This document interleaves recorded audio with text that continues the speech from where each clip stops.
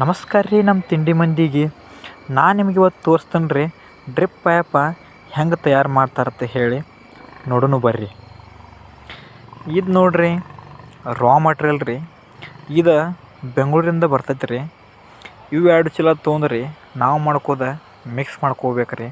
Mix ಮಾಡ್ಕೊಂಡು ಒಂದು barrel ಗತಿ ಇರತ್ತೆ ರೀ, ಅದ್ರಾಗ ಏರಿಸಿ ಅಲ್ಲೊಂದು ಜರ ಹೀಟ್ ಮಾಡ್ತೈತೆ ರೀ. ಇವು ಕಾನುಗಳೆಲ್ಲ ಇವೆಲ್ಲ ರೀ ಫುಲ್ ಹೀಟ್ ಇರ್ತಾವೆ ರೀ. ಫುಲ್ ಹೀಟ್ ಅಂದ್ರೆ ರೀ ಅದ್ರ ಕರಿಗೆ ಬಂದ್ರಿ ಈ ಪಿನ್ದಾಗ ಬಂದ್ರಿ ಮಟ್ರಿಯಲ್ ಫ್ಲೋ ಆಗಿ ಹಿಂಗೆ ಹೋಗ್ತೈತಿ ನೋಡ್ರಿ. ಪೈಪ್ ಹೆಂಗೆ ಹೊಂಟೈತಿ ನೋಡ್ರಿ. ಮುಂದೆ ಹೋಗೋದು ಚಲೋ ಇರತ್ತೆ ರೀ.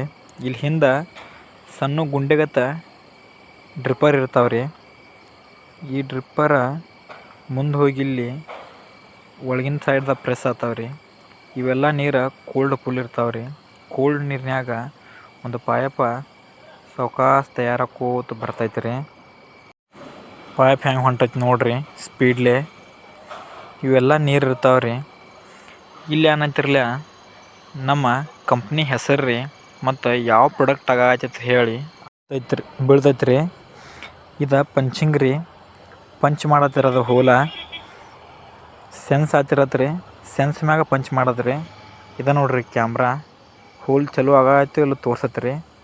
ಹಿಂಗೆ ಪೈಪ್ ತಯಾರಾಕೋತ ಬಂದ್ರಿ ಇಲ್ಲಿ ರೊಟೇಷನ್ ಆಗಿರಿ ಮುಂದೆ ಬಂದು ಕಾಯ್ಲರ್ ಅಂತ ಇರತ್ತೆ ರೀ.